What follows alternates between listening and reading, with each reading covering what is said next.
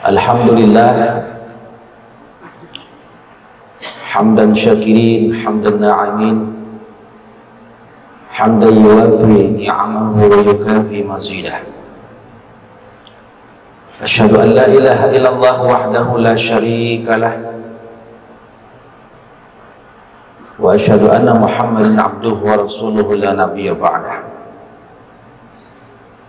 Allahumma shalli wa sallim wa barik ala sayyidina Muhammad sayyidil ummah wa ala alihi wa ashabihi wa man tabi'ahu ila yaumil qiyamah, amma ba'd.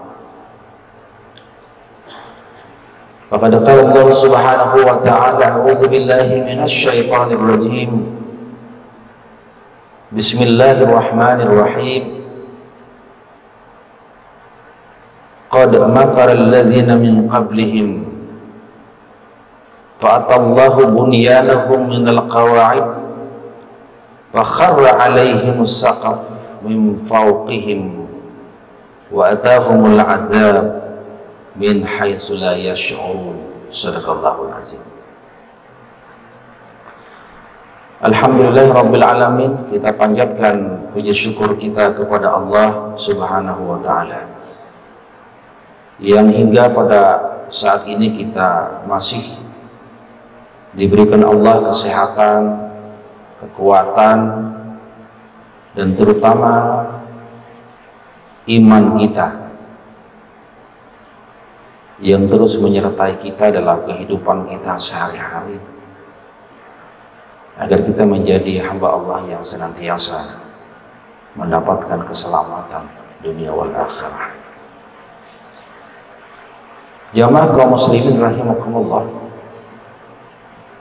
kita memasuki ayat yang ke-26 dari surah An-Nahl, surat yang ke-16. Qad makara alladzina min qablihim, sungguh telah terjadi makar pada orang-orang sebelum mereka. Fa'atallahu bunyanahum minal qawa'id, lalu Allah azab,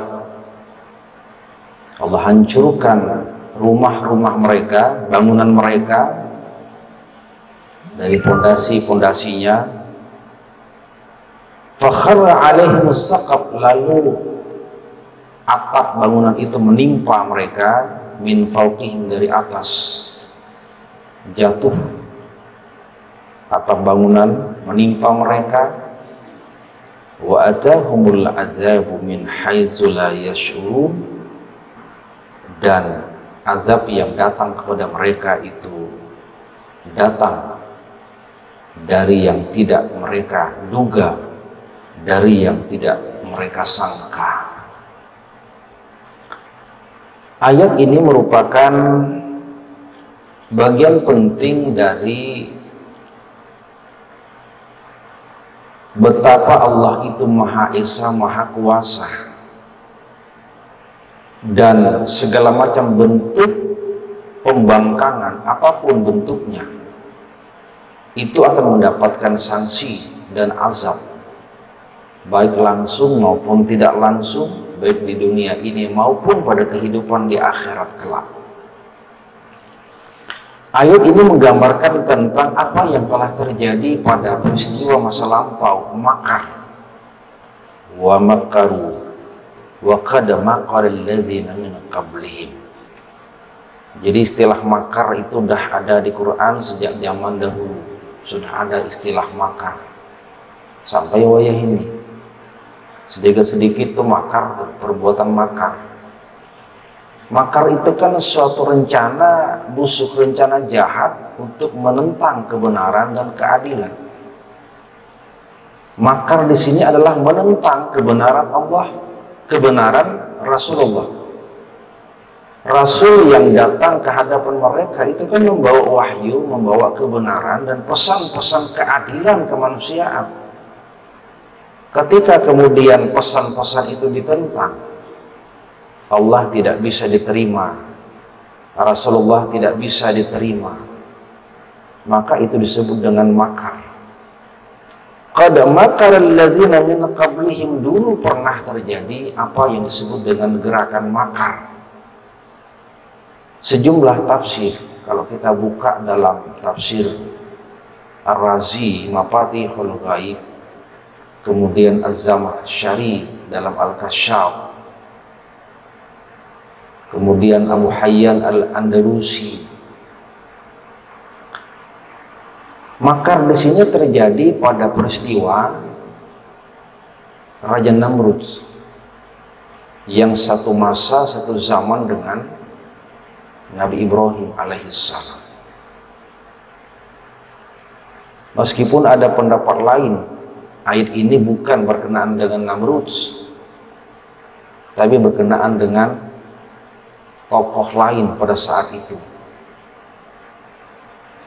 Qad makara alladzina min qablihim, apa yang terjadi? Dalam pendapat yang pertama itu adalah Raja Namrud dan pengikut-pengikutnya melakukan penentangan, pembangkangan, penolakan terhadap apa yang Nabi Ibrahim bawa dalam bentuk wahyu Allah dengan pesan-pesan ketauhidan, pesan-pesan keadilan, pesan-pesan kebenaran, pesan-pesan keselamatan untuk meraih kehidupan dunia dan akhirat. Apa yang mereka lakukan sebagai bentuk pembangkangan itu, tidak ada Tuhan yang paling tinggi, yang paling kuasa kecuali saya, sebagaimana juga yang pernah dinyatakan oleh Fir'aun pada masa Nabi Musa alaihissalam. Bagaimana kemudian menunjukkan kehebatan, kekuasaan, ketinggian Raja Namrud? Dalam tafsir disebutkan bahwa Raja Namrud memerintahkan untuk membangun proyek besar. Proyek apa itu? Menara, bahkan tertinggi dalam sejarah kemanusiaan.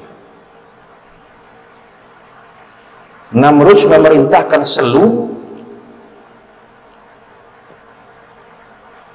ahli-ahli yang dia miliki, arsitektur yang dia punya, untuk merancang bangunan sekaligus menjadikan bangunan itu sebagai bangunan yang tertinggi dalam sejarah kemanusiaan.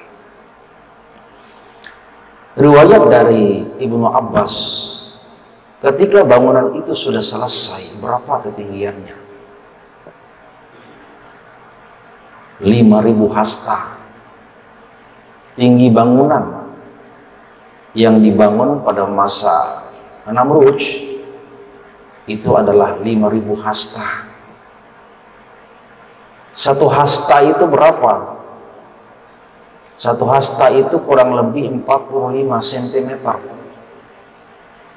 Jadi kalau kita konversi 5.000 kali 45 cm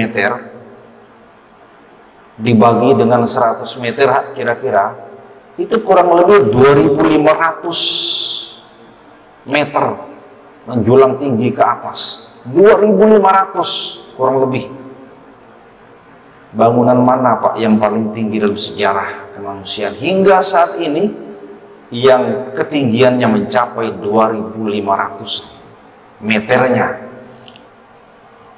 5.000 hasta dengan lebarnya 3.000 hasta. 3.000 kali 45 cm kurang lebih berapa? Hampir 1.200 meter luas lebarnya. Ini mengalahkan menara dan bangunan yang terkenal dalam 7 keajaiban dunia. Apa menara yang paling tinggi? Dulu kan menara Eiffel. Dulu Pak, tahun berapa itu? Tahun 50-an mungkin. Itu kan masih sekitar kurang lebih 320 ketinggiannya. Lalu bertambah kurang lebih 6 meter menjadi 326 meter. Menara Eiffel.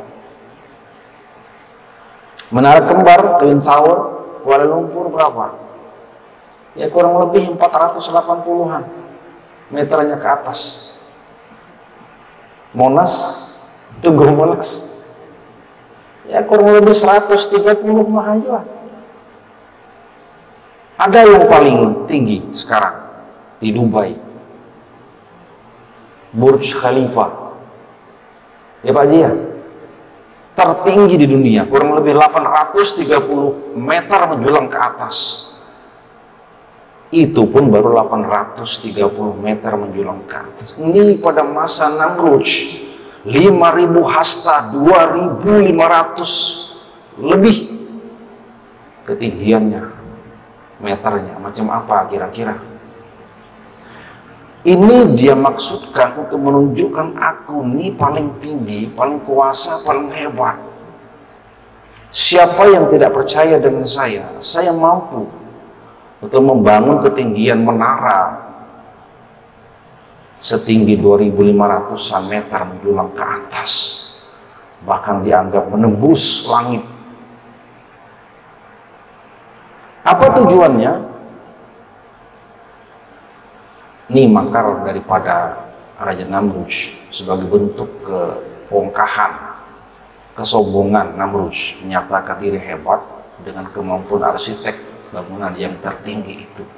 Tidak sekedar mampu membangun dengan ketinggian yang maha tinggi, dengan menara setinggi itu, dia bahkan ingin membunuh makhluk-makhluk langit. Macam apa Namrud?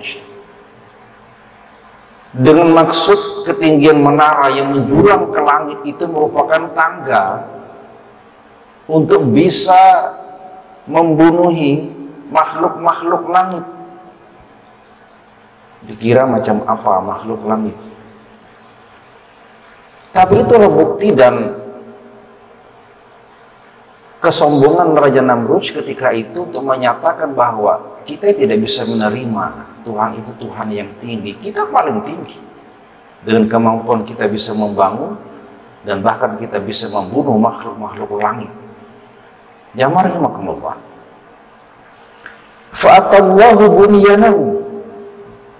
Tapi apa yang terjadi dengan kesombongan Namrud yang mampu membangun menara tertinggi dalam sejarah kemanusiaan ini? Fa'atallahu bunyanahu minal qawaid. Allah berikan gempa, terjadi goncangan lewat malaikat. Malaikat itu kan makhluk langit. Ini membuktikan bahwa jangan kira kau Namrud dengan menara temu tinggi bisa menembus langit yang tinggi kemudian ingin membunuh makhluk-makhluk langit. Aku ini makhluk langit, ujar malaikat. Maka kemudian digoncanglah pondasi bangunan menara itu, terjadi goncangan. Apa yang terjadi?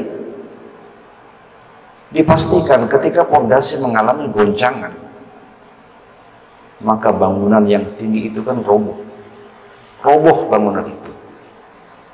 Fa'atallahu bunyanahu minal qawaid, pondasinya digoncang. Makanya orang melah bangunan itu kan pondasi dikuati. Bila pondasinya rapuh, alamat bangunan bakal mudah roboh. Jadi malaikat itu mengawalinya dengan cara menggoyang pondasinya dengan gempa dan segala macam. Wa kharra 'alaihim as-saqaf. Begitu pondasi itu goyang-goncang, maka mau tidak mau kan gedung roboh. Puncak dari gunung, puncak dari bangunan itu kemudian masuk ke dalam laut. Macam apa itu? Kalau kemudian Namrud itu ada di sekitar utara wilayah Babilonia, karena Ibrahim Babilonia, bagian utara. Kalau kemudian digambarkan bahwa ujung atau pencaka atau puncak bangunan atau puncak menara itu jatuh ke laut, ini boleh jadi laut mati, daerah Palestina, atau ke daerah barat. wilayah Teluk Persia, Laut Oman. Ini estimasi saja, karena digambarkan di situ puncak gedung itu roboh dan ujungnya tamat ke dalam laut. Begitu tingginya. Begitu roboh, kemudian fakharra alaihim saqaf, maka hatap-hatap bangunannya menimpa mereka. Jadi semua masyarakat yang ada dalam menara itu kemudian tertimpa oleh hatap-hatap dari menara itu, min fauqihim, dari atas. Ini menegaskan saja. Namanya atap itu kan pasti di atas sama di bawah lantai. Allah ingin menegaskan fakharra alaihim saqfu min fauqihim, untuk menegaskan betapa mereka ditimpa setimpa-timpanya. Jadi kita bayangkan gedung itu roboh macam apa, atap itu menghantam. Itu gambaran kenapa Allah menambahi dengan kata-kata min fauqihim, atap roboh dari atas. Itu menunjukkan timpaannya begitu besar menghantam mereka. Jamaah rahimakumullah. Tidak hanya itu, wa atahumul azab min haitsu la yash'urun. Azab siksa Allah ini yang datang kepada mereka itu kadang tidak bisa diduga dan tidak bisa mereka prediksi. Sehebat apapun alat detektor teknologi canggih untuk mendeteksi mungkin terjadinya gempa, lalu orang bisa bersiap-siap dengan penuh kewaspadaan, tapi namanya azab Allah itu tidak bisa kita prediksi, bahkan tidak bisa kita deteksi. Mohon biasa kalau terjadi gempa kan ada tuh teknologi yang bisa mendeteksi bakal gempa terjadi, lalu ada sirene dan segala macam, orang kan bisa waspada. Tapi azab Allah, kata Allah, min haitsu la yash'urun, kadang-kadang tidak bisa kita prediksi. Azab yang menimpa kaumnya dengan robohnya bangunan, siapa yang bisa mengira? Kokohnya luar biasa pondasinya, tapi tetap roboh. Raja Namrudnya sendiri kena azab Allah yang ngaku hebat, lebih tinggi ketimbang Tuhan yang diakui oleh Nabi Ibrahim alaihissalam, pun kena azab Allah. Apa azab yang Allah timpakan ke Namrud? Tidak terlampau besar bentuk azabnya, tapi mematikan. Dalam tafsir disebutkan bahwa Namrud itu pada suatu ketika hidungnya dimasuki lalat. Lalatnya sama ke dalam hidung, namanya lalat, sama ke hidung tembus ke otak. Bayangkan macam apa sakitnya. Kita membayangkanlah tiba-tiba duduk santai ngopi di muka rumah, ketawa-ketawa, kecihik-kecihik, tiba-tiba tamah, lalat ke dalam hidung tembus ke otak. Bayangkan, jangankan itu, pernah telinga nih Pak ditamai semut, sakitnya luar biasa. Semut halus tama ke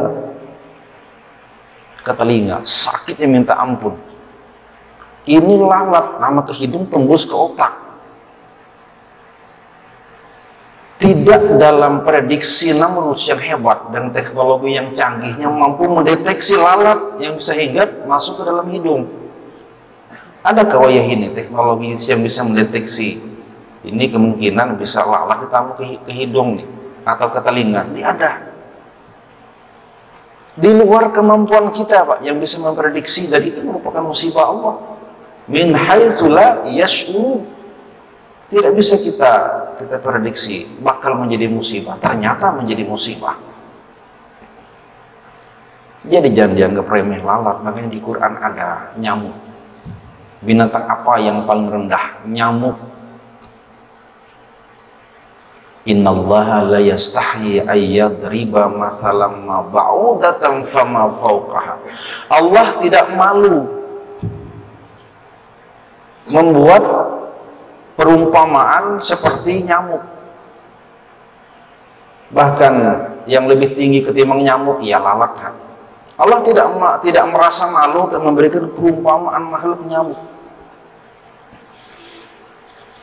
sebagai binatang. Jangan kira nyamuk yang biasa kita anggap mungkin menjijikkan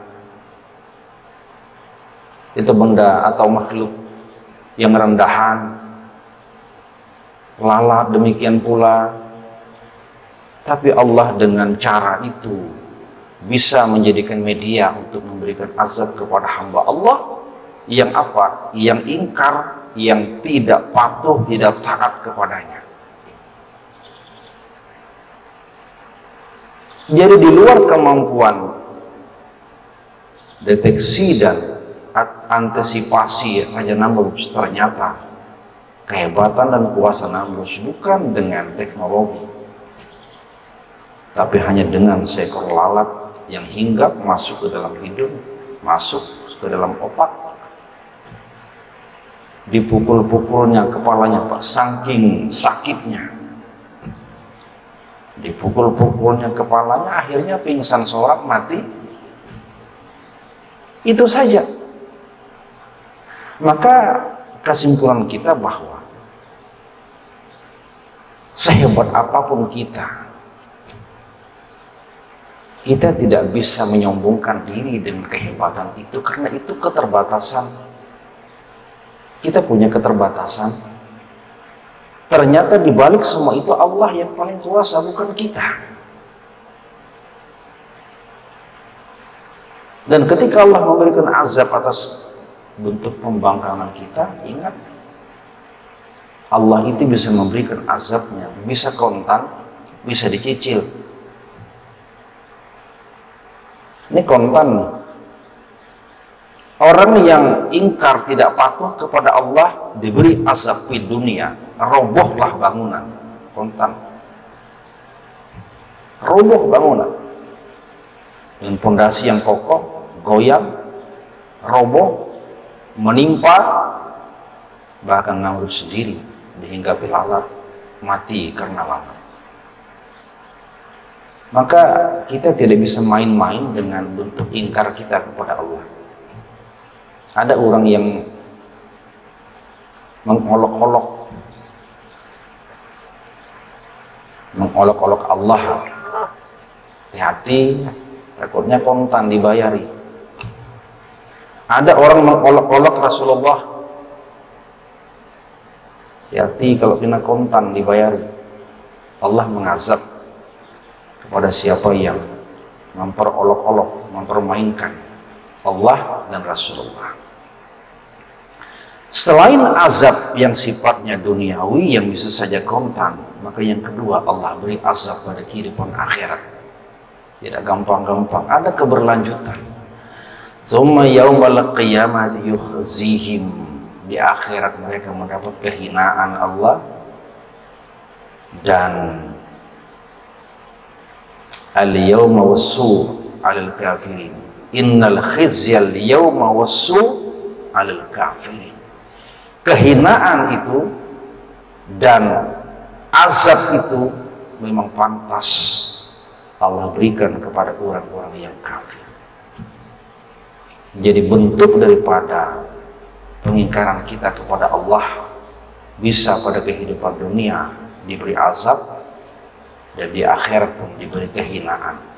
Makhluk yang paling hina ialah orang-orang kafir yang membangkang dengan Allah dan Rasulullah. Maka Allah menyatakan bahwa itu memang pantaslah bagi orang-orang kafir.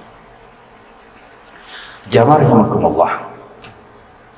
Jadi ayat ini menambah bukti sejarah masa lalu tentang betapa ternyata masih ada orang yang dengan kesombongan, kepongkahannya merasa lebih tinggi, merasa lebih hebat, kemudian ingin menyatakan tidak ada yang kuasa yang hebat kecuali dia. Tapi nyatanya di balik semua itu adalah sebuah fata morgana saja, karena tidak ada yang kuasa kecuali Allah. Dan ingat, Allah berkuasa memberikan timpaan azab kepada kita Jadi itibarnya pun untuk kita, mudah-mudahan kita senantiasa istiqomah dalam iman kita kepada Allah, istiqomah kita dalam amal kebaikan berdasarkan sunnah Rasulullah. Aku qauli hadza wa astaghfirullah. Assalamualaikum warahmatullahi wabarakatuh.